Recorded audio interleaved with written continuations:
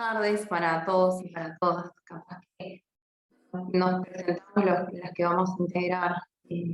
esta mesa y bueno, después les compartimos la presentación. Arrancamos, Ale. Bueno, mi nombre es Alejandra Varela, trabajo en la Unidad de Planificación, Monitoreo y Evaluación de Desarrollo Social.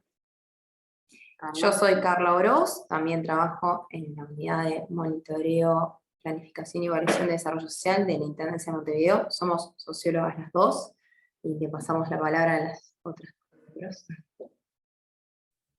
Bueno, sigo por aquí. Yo soy Natalia Rey, licenciada en Nutrición, la referente técnica del programa de Nutrición de la Intendencia, bueno, y formo parte del equipo técnico del programa de apoyo alimentario, que es lo que vamos a presentar hoy. Buenas tardes a todos y todas, perdón. Buenas tardes, yo soy Virginia Cardoso, directora de la División Salud de la Intendencia de Montevideo, y veo que está también acompañándonos Alicia Guerra, que es la directora del Servicio de Atención a la Salud, que es uno de los servicios dentro de la División Salud, y bueno, también protagonista de este recorrido que les vamos a contar. Ahora les vamos a compartir una presentación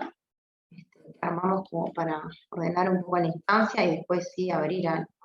diálogo. Como ya les adelantaba Natalia y Virginia, lo que vamos a ver es el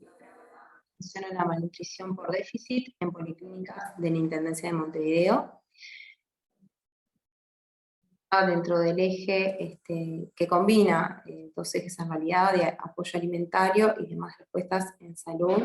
del Plan ABC. Entonces la idea es primero introducir un poquito lo que es el Plan ABC, si bien a través de la prensa sabemos que ha sido muy difundido, pero bueno, más vinculado a esto. Después hablar un poco de cómo se ha trabajado a nivel del Servicio de Salud en la definición de un plan quinquenal participativo, y cómo la atención a la malnutrición por déficit está integrado, o sea, se desprende tanto del ABC y está integrado en el plan de salud, y ahí ya ir más a fondo en lo que es esta política pública.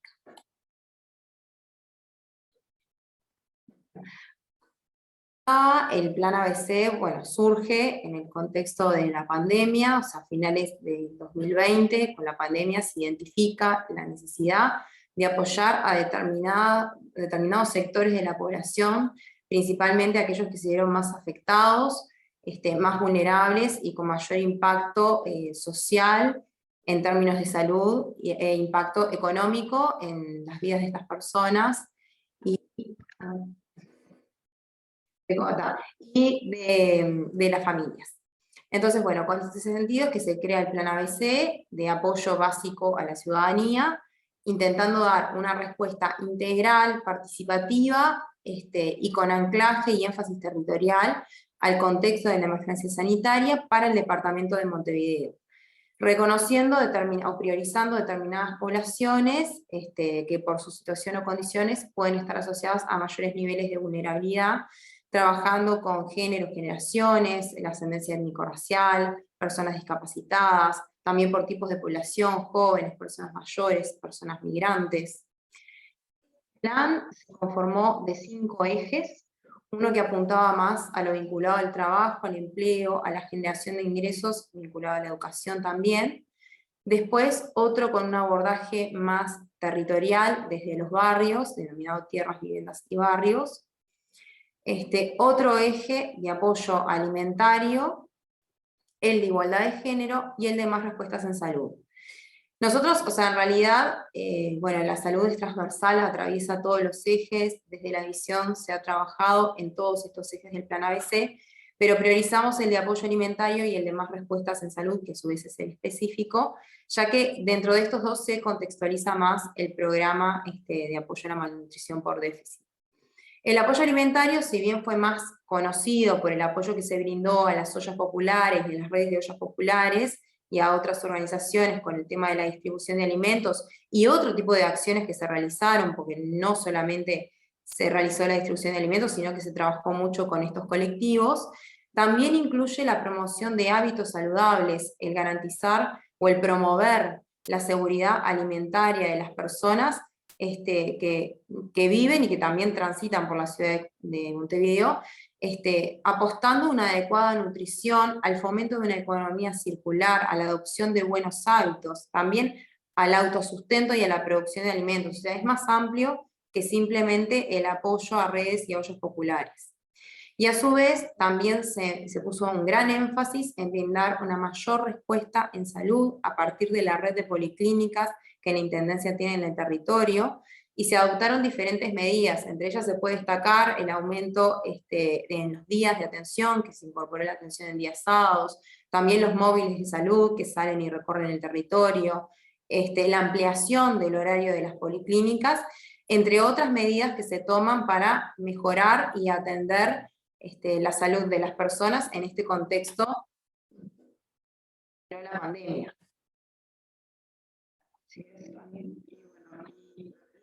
Al plan ABC, que en realidad fue motivado y surgió a partir de todo lo que fue el contexto de la pandemia, también se empezó a definir lo que era el plan departamental participativo de salud, pero esto ya con otro horizonte, es un plan que está vigente para todo el quinquenio, o sea, es un plan quinquenal de gobierno de la administración que comenzó en el 2019, yo ya con esto de los años no sé ni dónde estoy. Y ese plan obviamente recoge todos los ejes del ABC, pero también va más allá porque se plantea ciertas prioridades que no tienen solamente que ver con el tema de la pandemia, pero también tiene un gran énfasis este plan departamental participativo de salud en lo que tiene que ver con los ejes del plan ABC, o sea, incorporó el plan ABC. El propósito de este plan general que se plantea el plan quinquenal es contribuir a garantizar el derecho a la salud de las personas que viven y transitan en Montevideo a través de respuestas coordinadas e integrales, abordando los determinantes sociales mediante la participación social y el empoderamiento de manera a incidir en las reducciones de las desigualdades en salud. La característica de este plan fue que desde el inicio se planteó que la metodología que se utilizara para definir el plan fuera participativa, con todo lo que eso implica, que más adelante lo vamos a ver más detalladamente, pero o sea, participaron tanto los funcionarios de la Intendencia como también las personas que son beneficiarias de las políticas de salud de la Intendencia. El marco conceptual del plan se basa en 4 ejes, que son inequidades en salud y sus determinantes sociales, entendiendo que el estado de salud de la población no depende solamente de los determinantes biológicos, sino que también hay ciertos factores sociales que determinan la situación de salud, como es el tema del contexto, de la posición socioeconómica, la educación que tenga la persona, la edad, el género, las políticas que se desarrollan desde el Estado, tanto nacional como departamental, la ocupación que tengan, o sea, el rol que jueguen en el mercado de trabajo, la raza, la etnia, y eso era fundamentalmente lo que tenía que ver con inequidades en salud y sus determinantes sociales. El otro eje es el de empoderamiento, participación social, que lo que busca el plan es fortalecer todo lo que tiene que ver a nivel comunitario, o sea, todas las personas que se benefician con este plan, a través de su participación, tanto en la definición del plan, en recibir las políticas que se implementan con este plan, y también evaluar y en el momento de rendir cuenta del plan, que también haya un ida y vuelta para poder mejorar. Y por otro lado, empoderar también a estos beneficiarios en todo lo que tiene que ver con los derechos de salud. El eje del plan era el de promoción y protección de la salud, que las policlínicas obviamente tienen vasta experiencia en esto desde que surgieron acá en el nivel de gobierno departamental, que bueno, que tiene un trabajo continuo con la comunidad, con toda la población, y bueno, lo que busca este plan es reforzar eso, también dar formación a los profesionales que están en la atención a la salud, en las policlínicas y en los demás servicios, como el Servicio de Regulación Alimentaria, y también el Servicio de Salubridad Pública. Y después otro de los ejes fundamentales, que es relativamente como innovador para lo que es la gestión de salud en la Intendencia, es mejorar el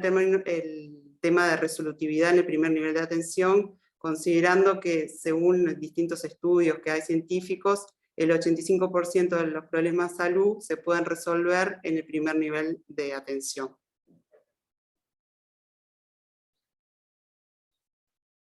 Lo que planteamos anteriormente, que fue desde un inicio una metodología participativa, flexible en todos sus ciclos, si bien se llevaba un documento que fue elaborado desde la dirección y de la unidad nuestra de planificación y asesores también que están en la dirección, también se trabajó primero con los directores de los servicios, que también aportaron toda la experiencia que ellos tienen en esto, y después se trabajó con los funcionarios, y por último, con aquellos ciudadanos o grupos,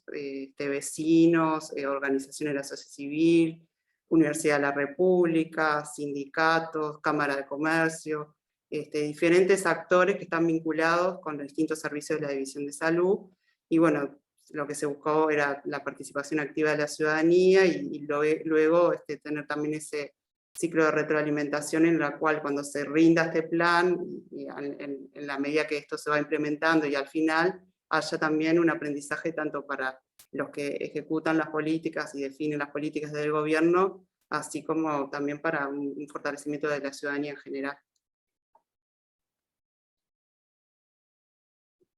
Y bueno, los lineamientos del plan que están vinculados con los principios que ya vimos son el fortalecimiento institucional,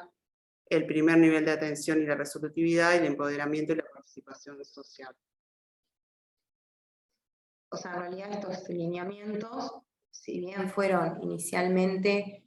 planteados en este documento que les comentaba Alejandra, a los equipos, a la ciudadanía, fueron transformándose y definiéndose con los equipos de trabajo y con la ciudadanía. Y es también, y en el marco de estos lineamientos y vinculado al ABC, que se genera el programa de apoyo alimentario en policlínicas de la Intendencia. Y acá capaz que Virginia y la palabra. Bueno, creo que sigo yo con esta parte. Bueno, la idea es ahora ahondar un poquito más en qué consiste, contarles un poquito en qué consiste el programa de apoyo alimentario que llevamos a cabo en las policlínicas. Comenzando un poco por el propósito, es contribuir a mejorar la situación alimentaria de niños y niñas menores de 3 años y mujeres embarazadas que presenten malnutrición por déficit y fueran usuarios de las policlínicas de la Intendencia. ¿Cómo nos planteamos realizar la captación de estas usuarias y usuarios? Bueno, a través de las consultas que realizaban los mismos en las distintas disciplinas, ¿verdad? Pediatría, nutrición, ginecología, enfermería y demás. O sea, a través de las consultas en cualquiera de las disciplinas que se llevan a cabo las atenciones en la policlínica. ¿Qué requisitos deberían reunir los usuarios para poder formar parte del programa de apoyo alimentario? Eran, niños y niñas menores de 3 años que presenten, luego lo vamos a ver un poquito con más detalle, malnutrición por déficit, o mujeres embarazadas que presenten también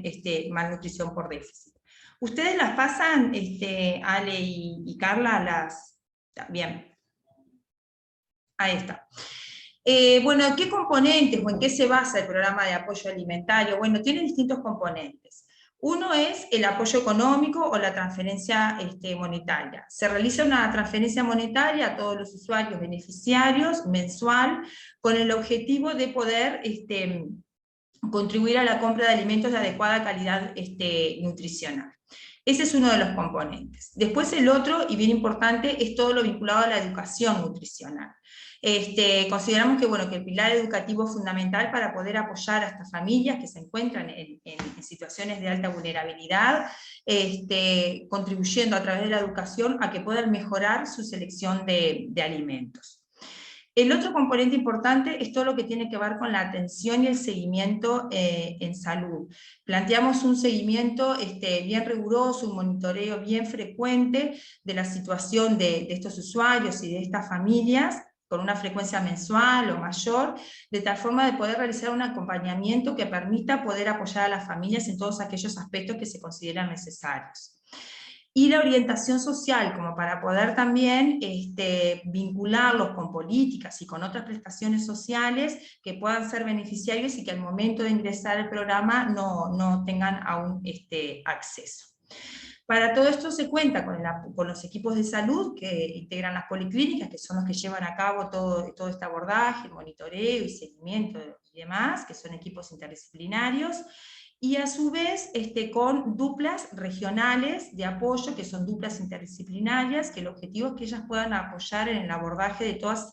aquellas situaciones que sean de mayor difícil abordaje o de mayor, o que presenten aún mayor vulnerabilidad económica, social o demás.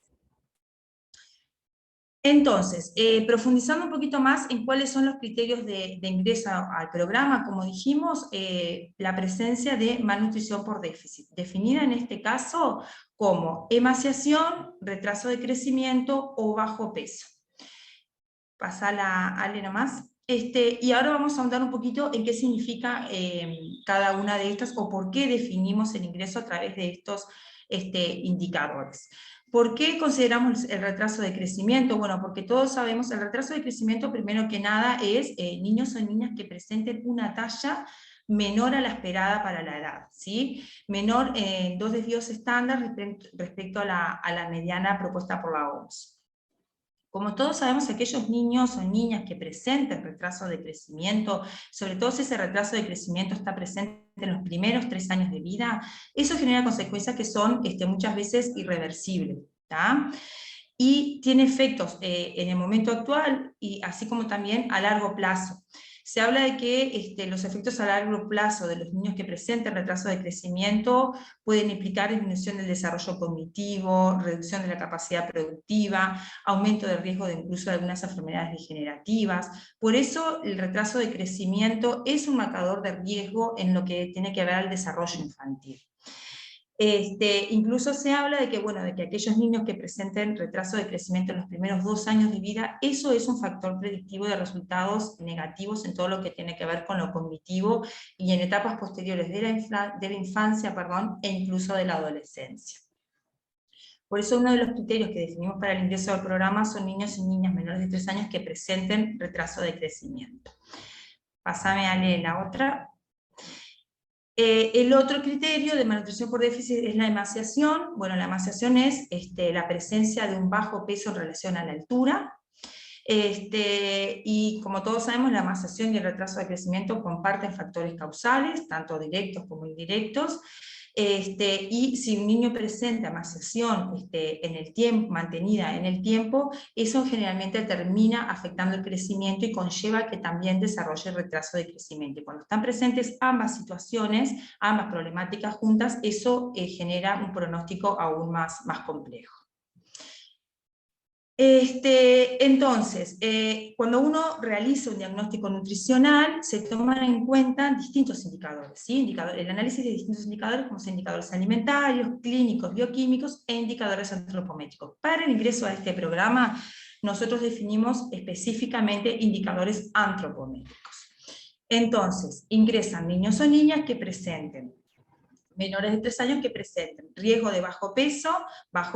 riesgo de emaciación o retraso de crecimiento. Definimos también que ingresaran niños que presentaran riesgo de, aunque aún no hubieran llegado a la situación de bajo peso, de emaciación, para poder de alguna manera anticiparnos a la problemática y evitar el abordaje únicamente de los niños que ya presenten la problemática instalada. Pásame, Ale. Bien. Eso en cuanto a los niños. Y en cuanto a las embarazadas, también se definió el ingreso de mujeres embarazadas que presentaran bajo peso. ¿Por qué? Bueno, porque como todos sabemos, la desnutrición materna pregestacional o durante el embarazo se asocia a un mayor riesgo de mortalidad infantil. La ganancia de peso durante el embarazo es una de las variables que más determina el pronóstico en la gestación. Y evidentemente lograr un adecuado incremento de peso durante la gestación influye indudablemente en todo lo que tiene que ver el desarrollo fetal y perinatal. ¿Cómo se realiza la evaluación antropométrica de las embarazadas? Bueno, establecimos criterios en común con los equipos de salud de todas las policlínicas, utilizando este patrón de referencia para evaluar el índice de masa corporal en función de las semanas de gestación, e ingresan todas aquellas mujeres embarazadas que se encuentren en esta curva en el rango en el área de bajo peso. Pasame a... Bien. Ahora sigue Virginia. Eso es lo que tiene que ver en lo que respecta a todo, cuáles son los criterios y cuál es la población objetivo, cuáles son los criterios de ingreso al programa. Ahora Virginia va a continuar con todo lo que tiene que ver con el seguimiento del programa. Gracias. Bueno, lo que nos planteamos también es poder tener un seguimiento y generar datos que nos permitan construir información para tomar decisiones en torno a esta política pública. Para eso los equipos, además del registro, la historia clínica, el registro en una ficha específica, al equipo coordinador reportan un informe en cada cuatrimestre donde se elevan distintos datos de todos los beneficiarios y participantes del programa, beneficiarios y beneficiarias que nos permitan, bueno, evaluar la realidad que tenemos en torno a los niños, niñas o embarazadas que participan desde el programa, y se releva tanto los datos personales como la fecha de ingreso al programa, como si recibe otras prestaciones sociales y qué prestaciones sociales recibe, sobre el apoyo económico que recibe dentro del programa. Estamos constantemente también evaluando, ya que ese apoyo económico de 2.800 pesos mensuales es a través de los comercios adheridos a Cambao. Hacemos un seguimiento también muy cercano de si hay dificultades con algún comercio a la hora de que los usuarios y usuarias quieran acceder al retiro de alimentos, sobre qué derivaciones a especialidades, qué interconsultas se realizaron dentro de la policlínica o fuera, dentro de la red asistencial del primer nivel de atención o a otros niveles de atención, los factores de riesgo que las personas y las familias beneficiarias del programa presentan, además factores de riesgo sociales que se agregan a el riesgo nutricional. Además vamos evaluando cómo van siguiéndose los valores antropométricos y la medición de la hemoglobina digital. Esta es una evaluación que realizamos periódicamente y que nos va permitiendo, bueno, evaluar las acciones, evaluar la evolución del programa y evaluar constantemente cuáles son las líneas que tenemos que reforzar, que tenemos que fortalecer, y bueno, y si necesitamos proyectar distintos cambios, etc. Recordando que el programa, la base de la acción son las policlínicas de la Intendencia, con un segundo nivel que son las duplas regionales que apoyan ese seguimiento, y el equipo coordinador que da un seguimiento y una mirada global a ese programa, también un equipo interdisciplinario, un equipo técnico coordinador. Esos son los 3 niveles del programa. Seguimos a la siguiente. Bueno, de las policlínicas que están en el programa, la policlínica que tiene más beneficiarios, beneficiarias, es la Policlínica de Punta de Rieles. Y bueno, lo que evaluamos es que el porcentaje de beneficiarios según las policlínicas de cada municipio, los municipios que tienen, y era esperable, más participantes, más beneficiarios del programa son los municipios F, A, D y G, y en realidad se correlaciona con los datos de pobreza y necesidades básicas insatisfechas de la encuesta continua de hogares del 2019, por lo tanto hay una correlación entre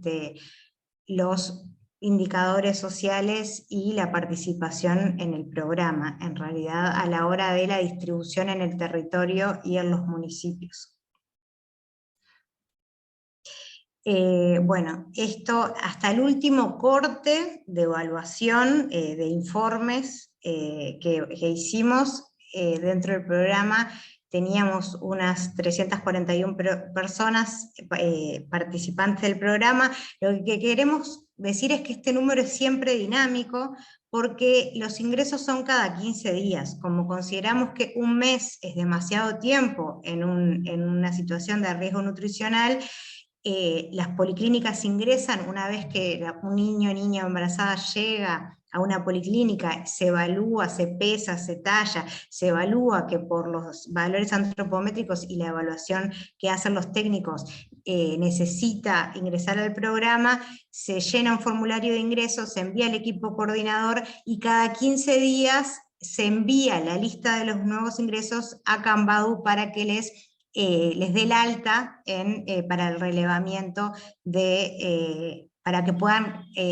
retirar alimentos en estos comercios adheridos. Entonces, el número es constantemente cambiante, ya que, bueno, las policlínicas van enviando esos formularios y cada 15 días se van aumentando. Como les decíamos, el 93% de la población, sobre todo es municipio A, y municipio D y F, son su mayoría, y también el G. El A es el municipio que tiene más casos, es el que está en primer lugar en la cantidad de participantes del programa. Y bueno, y desde que inició el programa, solamente 8 casos no continuaron, o sea que consideramos que tenemos un muy buen índice de continuidad en el programa, y de estos 8 casos, en realidad las bajas fueron porque se mudaron fuera del departamento, o sea, salían de la zona en la que podíamos acompañar, o donde están los comercios adheridos en Montevideo, y que de alguna forma... y bueno, y también hubo un caso de un accidente y un fallecimiento de una de las personas participantes, pero en realidad esos fueron los casos de bajas.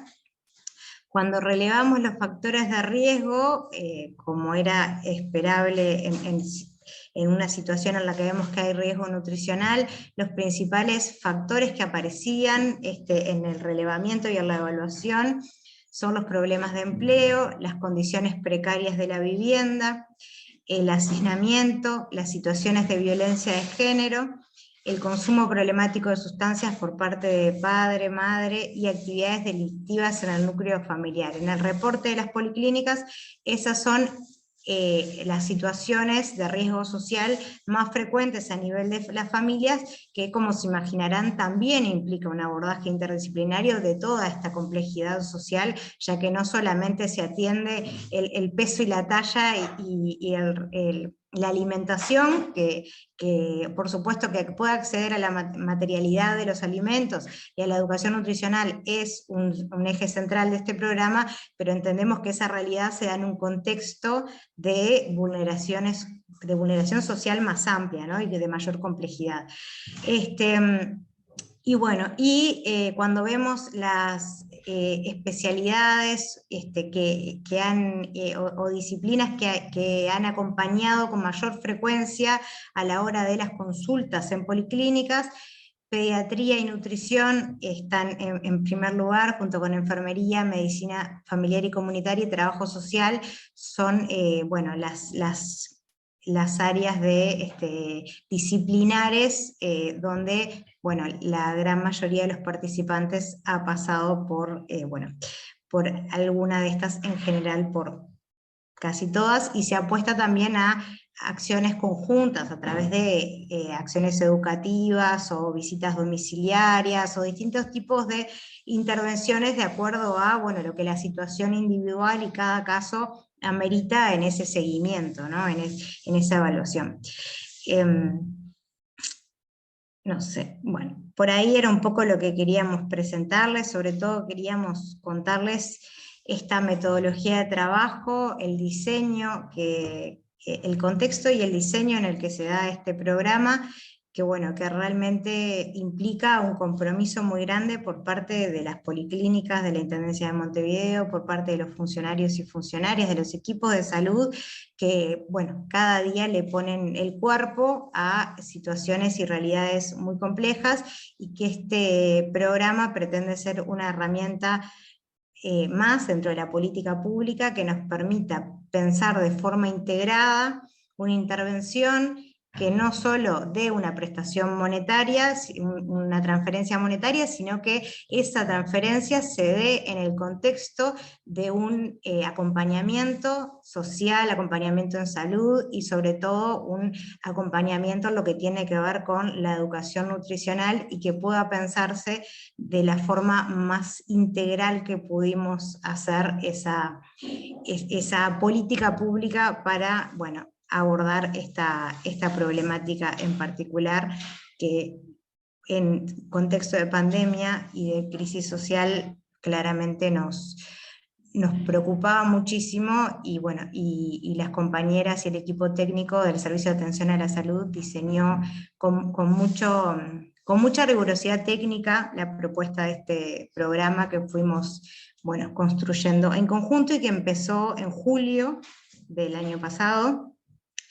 En julio del 2021 finalmente fue que empezó el programa y bueno, así que estamos cumpliendo un año de programa el 31 de julio. Capaz si puedo agregar algo que omití comentar, igualmente Virginia algo trajo que, bueno, uno de los aspectos que pensamos desde el inicio también, como todo programa debe tener una evaluación, y bueno, se pensó en una evaluación sistemática y realizada, como decía Virginia, a través de informes que elevan los equipos de salud cada 3 meses, y para esa evaluación es fundamental también el apoyo que estamos recibiendo y el trabajo conjunto que se está realizando con el núcleo interdisciplinario, bueno, que ellos trabajan en todo lo que es la evaluación cuantitativa y cualitativa del proyecto y de varias variables vinculadas a la calidad nutricional y a la inseguridad alimentaria, que, bueno, que son sin duda un insumo fundamental para, bueno, para seguir tomando decisiones y seguir tomando acciones sobre la marcha.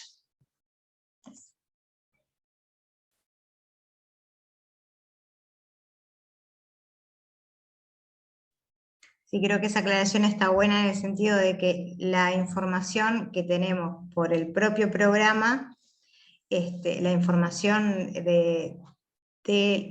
las situaciones captadas por las policlínicas, junto con el seguimiento antropométrico, se complementa con el seguimiento también y los datos que nos aporta el núcleo interdisciplinario de alimentación y bienestar de la UDELAR, y sobre todo vinculado a algo bueno, a una herramienta que permite medir la seguridad o inseguridad alimentaria, y que eso también nos complementa a la hora de fortalecer la evaluación del programa.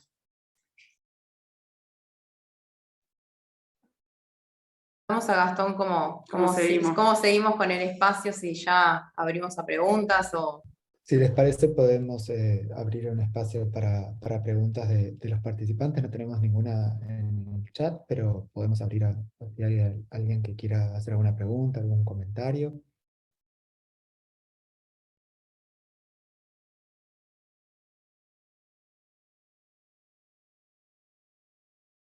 Si no, mientras tanto no se ponen, no se animan, siguen tímidos, capaz que preguntarles, yo sí sé la información, pero creo que está bueno como esto de lo que contaban, del seguimiento que se va haciendo del programa, o sea, cuál es la evaluación que ustedes hacen más allá de los datos concretos también, o sea, cuál es la evaluación general que hacen tanto ustedes como los equipos de este programa, y cuáles ustedes consideran que está haciendo el impacto en la población beneficiaria.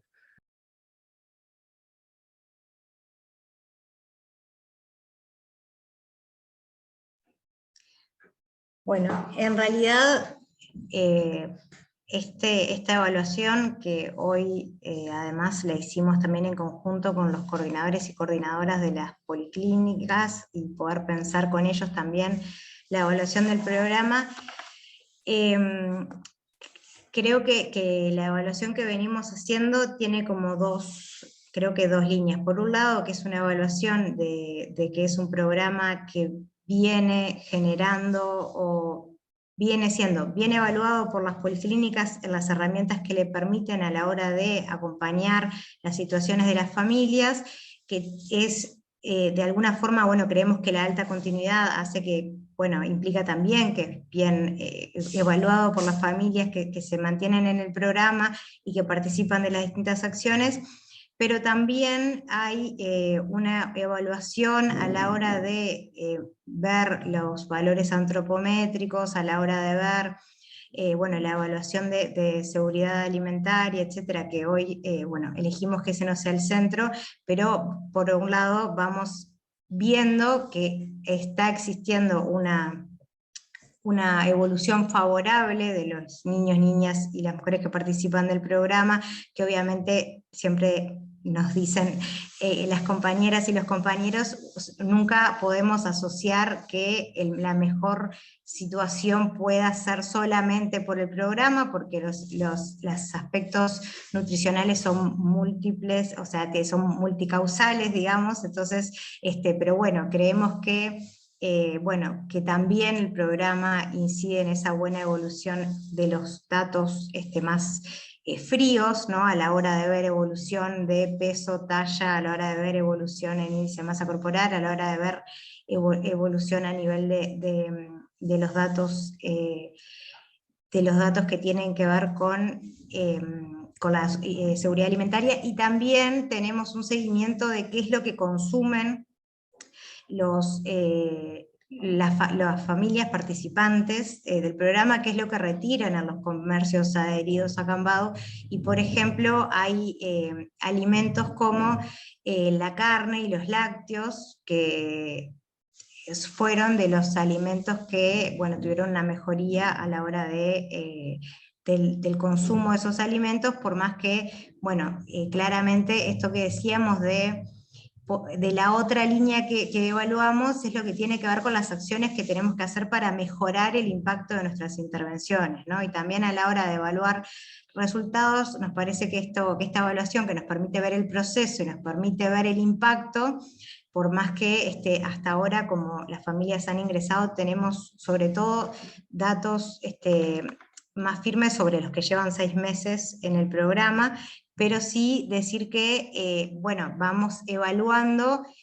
cómo reforzamos lo que tiene que ver con la educación nutricional, con la transferencia de herramientas a las familias que les permitan realizar mejores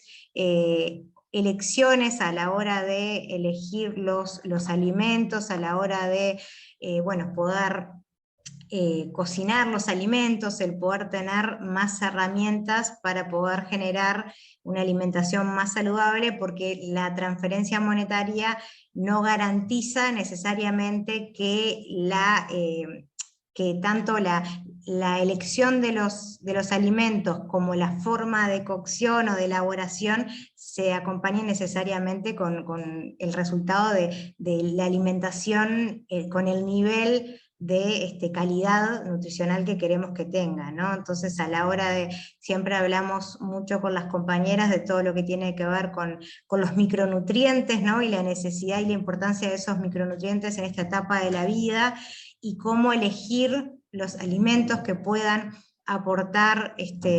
hierro, calcio, zinc, todos los micronutrientes que seguro que Natalia, como técnica y licenciada en nutrición, puede explicar mucho mejor que yo, pero creo que ese es el desafío que tenemos más grande, ¿no? Creo que la permanencia en el programa ha sido buena, que viene siendo muy bueno el trabajo de seguimiento de las policlínicas, que venimos viendo una mejora en la evolución de peso, de talla en la seguridad alimentaria, pero la calidad nutricional y la calidad de los alimentos que eligen y de cómo se da ese proceso, creo que todavía es un desafío que tenemos, que es como la línea que tenemos que fortalecer de forma más creativa, capaz, ¿no? Tenemos que hacia adelante pensar ese desafío. Excelente, muchas gracias, Virginia. ¿Alguna de los asistentes tiene alguna otra pregunta para las compañeras?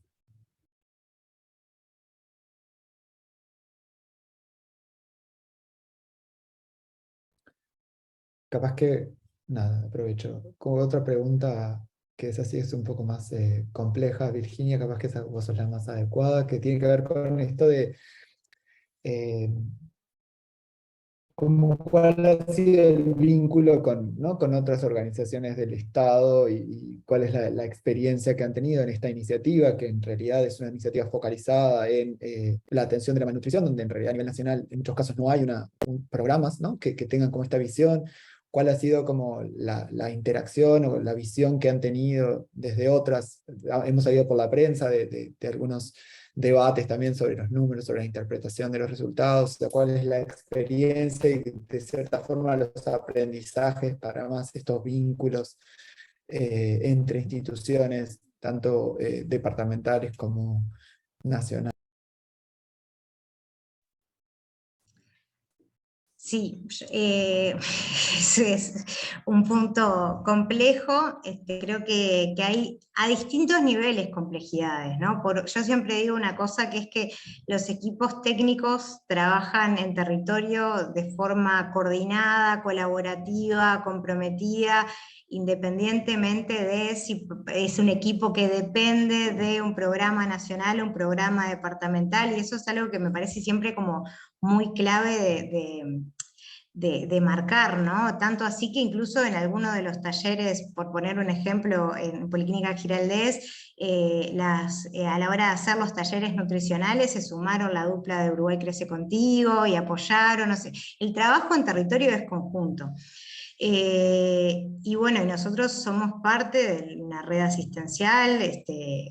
como prestador integral de ASE, o sea, nosotros consideramos que el funcionamiento cotidiano es fluido y se da en ese marco. Los datos que nosotros tenemos es que la articulación también a nivel de territorio que ha tenido más impacto es sobre todo la derivación a Plan CAIF, con un muy buen porcentaje de la mayoría de los niños, niñas o embarazadas están o vinculadas a Plan CAIF, y un altísimo porcentaje fue a través de la participación de este programa y por la derivación de las policlínicas, o en proceso de lista de espera y de ingreso a Plan CAIF, que nos parece que eso es una línea muy importante a la hora del acompañamiento social, la vinculación con Plan CAIF, porque además Plan CAIF incluye un apoyo también de alimentación, incluye intervenciones con equipos sociales, nos parece un acompañamiento que es muy importante, y ese ha sido como el vínculo a nivel territorial más fuerte. Y tenemos algunas familias participantes que están presentes en Uruguay Crece Contigo, participan también en Uruguay Crece Contigo, y ahí, bueno, tenemos más dificultades para el acceso, porque bueno, hay una realidad de equipos que nos manifiestan que están sobrecargados, con mucha demanda en espera, o algunas zonas del territorio donde no hay dupla en este momento, entonces a veces esas complejidades. Pero bueno, pero hay un muy buen vínculo a nivel del territorio de los equipos de las policlínicas en la derivación, sobre todo a Plan CAIF, o con las duplas cuando están en ese territorio. Creo que, bueno, a veces en este proceso las coordinaciones a otro nivel, que no a nivel más político, no fueron lo más fluidas que nos hubiera gustado. Creo que, bueno, asumimos ahí el poder pensar cómo seguir trabajando juntos y el encontrar acuerdos de poner a las familias en el centro, y que esto nos implica articular y que los recursos puedan pensarse en función de las familias, independientemente de si son bueno, programas nacionales o departamentales. Así que en ese proceso, con complejidades, creo que venimos avanzando, buscando articular y bueno, y mejorando en ese proceso de interacción y de diálogo y de ida y vuelta que queremos que sea el ideal. Pero creo que lo que también hay una situación que los equipos manifiestan, que tiene que ver con el retiro de los SOCAT, por poner un ejemplo, el cambio en algunas políticas sociales que de alguna forma sostenían esa articulación, sostenían muchas de las acciones de la red territorial, y que hoy no contar con ellas, bueno, los equipos de salud lo que nos transmiten es que, bueno, genera también dificultades a la hora de poder pensar las intervenciones de forma intersectorial, ya que muchas veces solo el sector salud o solo algunos programas bueno, presentan como limitaciones que la articulación y el trabajo conjunto a veces logra superar, y que era un poco también el rol que tenían los OCAT en muchos de los territorios, ¿no? Pero bueno, creo que en esa situación es lo que estamos, lo que resaltamos de lo que fuimos evaluando. Esto fue parte también de la evaluación, decir, bueno, tenemos cómo estamos haciendo la orientación social, cómo estamos realizando la intervención, cómo estamos mejorando la participación de las personas que están en el programa a otros programas sociales, y el salto muy importante en calidad, y eso lo repito para destacarlo, es el vínculo con Plan CAIF, o sea, con los CAIF, específicamente en los territorios. Fue como el salto en calidad muy importante que se dio en el proceso de los participantes del programa. Excelente, muchísimas gracias. Creo que no tenemos preguntas en el chat. ¿Alguien, algún otro comentario, pregunta para las compañeras?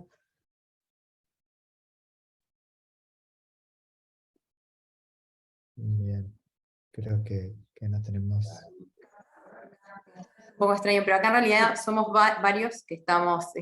viendo el seminario. Tenemos una compañera que está un poco tímida, pero nos hizo una pregunta muy interesante, entonces vamos a transmitirla, que justamente sí, está vinculada a la parte educativa, al componente educativo del programa, ¿no? Flavia, que está acá, nos comentaba, bueno, la compra de alimentos y que compren alimentos adecuados es como una etapa, pero después cómo influye o cómo se logra también transmitir, cómo hay que preparar esos alimentos, conservar esos alimentos, las condiciones, la cadena de frío, o sea, nos consultaba justamente esto. Me parece que acá Natalia es la persona indicada para contestar. Sí, todo el componente ese que decíamos al inicio de educación nutricional engloba un poquito todo lo que se trae con esta pregunta, ¿no? Eso se lleva a cabo como a distintos niveles, digamos. Hay un abordaje como más clínico, individualizado de las situaciones, que eso generalmente se da en lo que es la consulta en las policlínicas, la consulta nutricional, donde bueno, el licenciado en nutrición, en apoyo también con otros integrantes del equipo de salud, realiza la educación nutricional vinculada, como decían ustedes, no solo al qué alimentos seleccionar, sino a las formas de preparación, en dar ideas, en fomentar el tema de la comida casera, en volver a que determinados alimentos y preparaciones recobren un estatus perdido, por decirlo de alguna manera, porque estamos viviendo en una época en la cual, bueno, muchos productos ultraprocesados, gracias a publicidad engañosa, por ejemplo, han cobrado terreno sobre preparaciones en base a alimentos naturales y preparaciones caseras, que en realidad muchas veces las familias no saben que son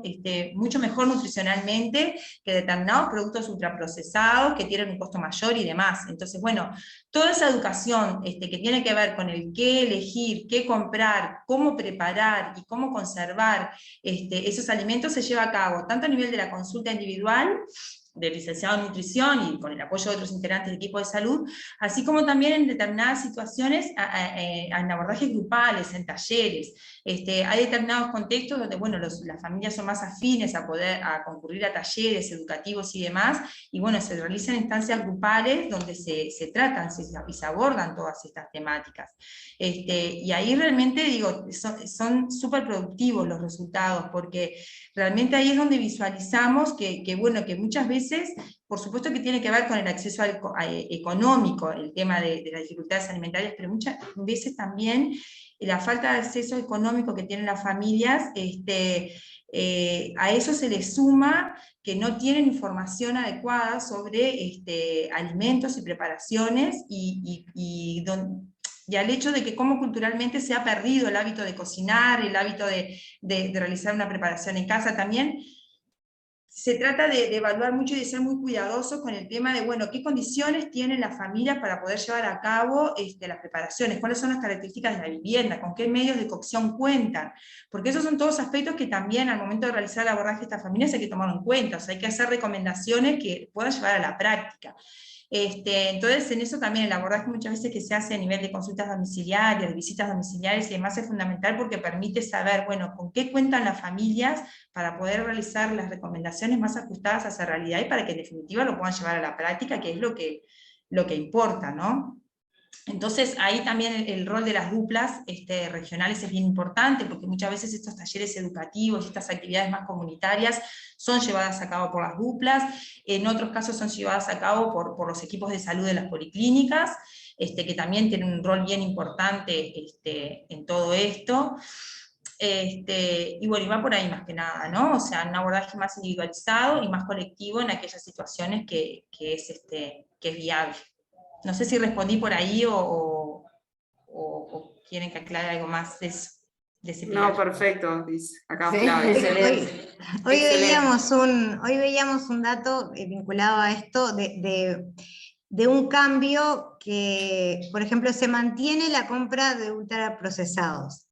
pero evaluamos, o nos parece, por los datos que tenemos, en tanto las compras de Cambado y los datos que relevan núcleo interdisciplinario, que hubo un cambio en el tipo de ultraprocesados que se consumen. Y eso es interesante, me parece, porque, bueno, por un lado, la encuesta del núcleo muestra que bajó el consumo, por ejemplo, de papitas chips, de ese tipo de productos, pero aumentó el de otros ultraprocesados, como puede ser el de los postrecitos, ¿no? Que a veces parecen más saludables, esos postrecitos infantiles, etc. Entonces, que muchas veces además tienen un paquete que parece muy nutritivo y saludable, ¿no? Entonces, como el seguir trabajando, creemos que algunos patrones van de a poco cambiando, de a poco, como a todos nos cuesta cambiar nuestros patrones alimentarios, pero creemos que hay distintos aspectos de la educación nutricional que son bien desafiantes para trabajar con las familias, como por ejemplo este tipo de cosas, ¿no? Que un jugo de caja puede tener muchos dibujos de fruta en la caja, pero de fruta y de saludable es lo que casi no tiene. Entonces, bueno, creo que ahí hay como desafíos que son, esos son muchos de los desafíos que estamos hoy replanteando, repensando para repensar esta segunda etapa del programa que va a continuar en todo el año 2023. Ingresó a la Junta Departamental la propuesta de presupuesto para el 2023, donde se incluye la continuidad del programa de apoyo alimentario del ABC para niños, niñas embarazadas. Así que bueno, en este nuevo año que tenemos del programa, creemos que esas son el tipo de acciones que tenemos que repensar y reformular para mejorar el impacto a nivel de la calidad nutricional. Pregunta que teníamos es cuando la persona no va a la consulta, ¿cuál es el mecanismo que tienen estipulado ustedes? Solo, Alejandro, me dejaste una cosa, nada más un comentario que iba a hacer en esto que estaban hablando de los Bueno, productos sí. ultraprocesados, que de cierta forma sí es importante tener en cuenta que cambiar esos patrones de consumo no solo deben depender de la educación, o sea que pretender que solamente con estas intervenciones educativas logremos un cambio en los patrones de consumo que no solo afectan a la población afectada por malnutrición, sino que nos afectan a todos, digamos, son cambios culturales que requieren de políticas públicas que obviamente exceden el alcance y las potestades de los gobiernos departamentales, que requieren cambios y transformaciones en nuestros entornos alimentarios, ¿no? Entonces, obviamente hay un montón de cosas, esto que Virginia comentaba, la publicidad, bueno, qué pasa con el envase, qué pasa con todos estos mensajes que nos bombardean todo el tiempo, que nos hacen creer que es mejor eso, comer un postre lleno de azúcar y de colorantes y demás, que tomar leche, o sea, entonces eso obviamente trasciende las capacidades, digamos, del programa, y obviamente hay un acompañamiento, pero no podemos pretender que eso transforme absolutamente nuestros patrones de consumo, como Virginia estaba diciendo, ¿no? O sea, la necesidad ahí de, obviamente, cambios que son políticas públicas que deben implementarse a nivel nacional, ¿no? Entonces eso sí digamos que el programa de cierta forma deja en evidencia esa necesidad de ese tipo de regulación para efectivamente lograr un cambio en la calidad de la alimentación, que no pasa solamente por el acceso económico. Creo que eso también es importante tenerlo en cuenta. Ahora sí, Alejandra, te dejo tranquilo hacer el comentario. Pregunta que surgió acá de un compañero es qué pasa cuando la persona no va a la consulta. O no lleva O no lleva al niño a la Me consulta. encanta el público presencial de ustedes ahí. Hay un público de Todos incógnito ocultos. que están ocultos, que son tímidos y no quieren salir en cámara. Eso es como hacer trampa, pero está buena eso.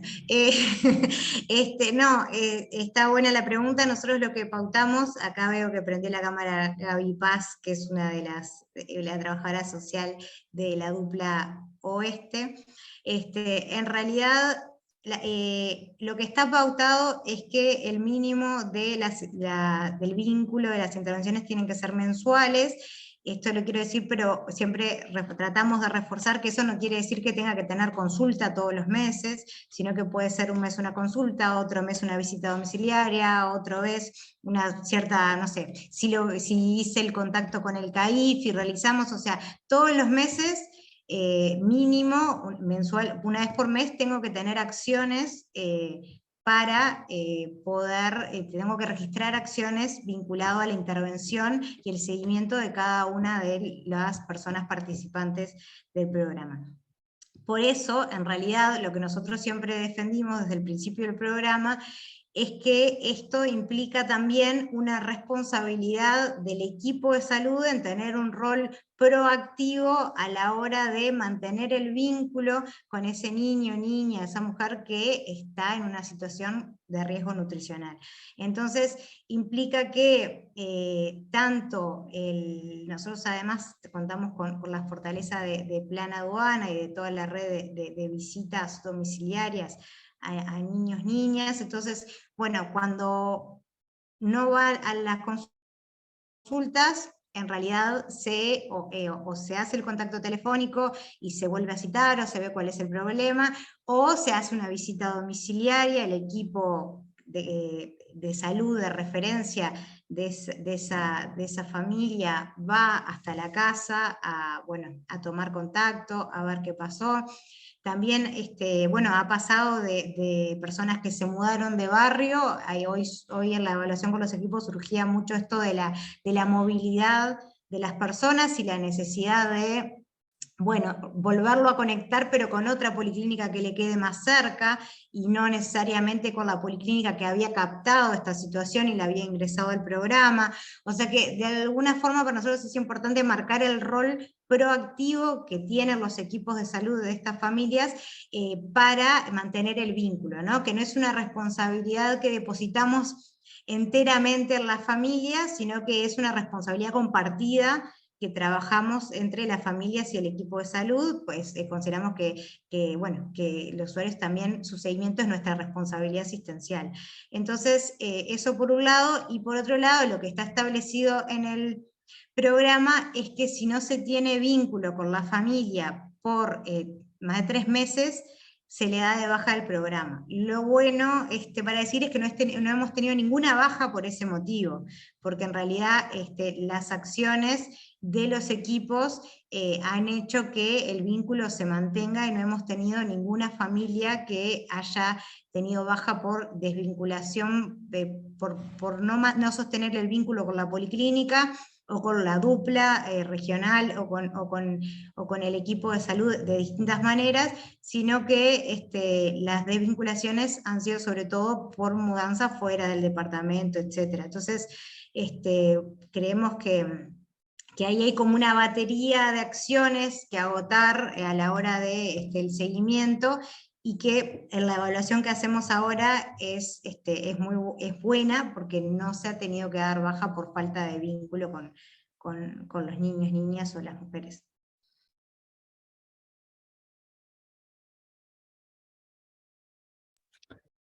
¿Alguien más, sea en sus asistentes ocultos o el resto de los asistentes, que tenga alguna pregunta o algún comentario para las compañeras? o Gabriela Paz, si quiere decir algo como dupla que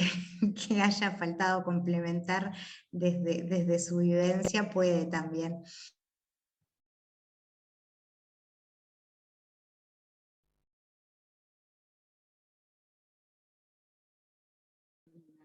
Bueno, bien. Si no tenemos más, no sé si ustedes tienen algún otro comentario de cierre o algo así, y Debería haber luego muchas podemos actividades. cerrar Hay la un sesión. comentario, es un comentario en realidad. Pablo, qué raro que no Ya no hayas hecho ninguna pregunta.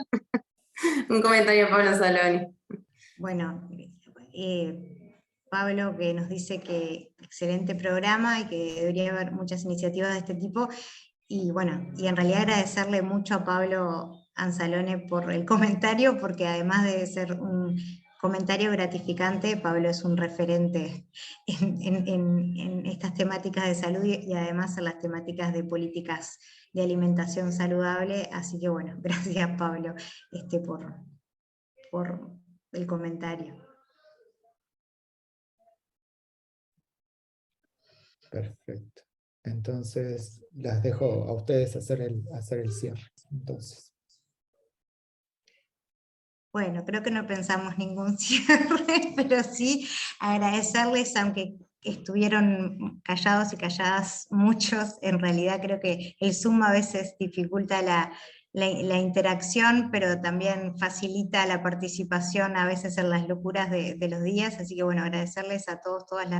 el habernos escuchado, nos parece importante que podamos desarrollar estas políticas públicas que nos permitan pensar con complejidad los problemas que son complejos y que nos permitan también no solo implementarlos, sino evaluarlos constantemente, y creo que esta es otra de las fortalezas de este programa, que la evaluación tanto de proceso como de impacto nos ayuda a seguir mejorando las intervenciones y a repensarnos constantemente para poder tener mejores resultados en salud, y que nuestros niños, niñas y las mujeres del programa puedan tener poder aportar a que tengan garantizado el derecho a la salud, que para eso hacemos política pública en salud, porque la salud es un derecho y es nuestro rol hacer lo que podamos para garantizarlo. Así que nada, seguimos aprendiendo y seguiremos compartiendo los aprendizajes que vayamos haciendo en este camino. Así que gracias. Muchas gracias a ustedes entonces por compartir también los aprendizajes, las cosas que funcionan mal, las cosas que funcionan bien, y por haber propuesto este espacio para el Congreso. Agradecerles también a todos los asistentes a esta sesión. La sesión va a quedar grabada, así que probablemente haya muchas más personas que la puedan escuchar. Y nada, los invitamos entonces a asistir a las otras sesiones del Congreso, que seguro va a haber muchas más cosas interesantes. Buenas tardes y nos seguimos. Muchas gracias. Gracias, chao.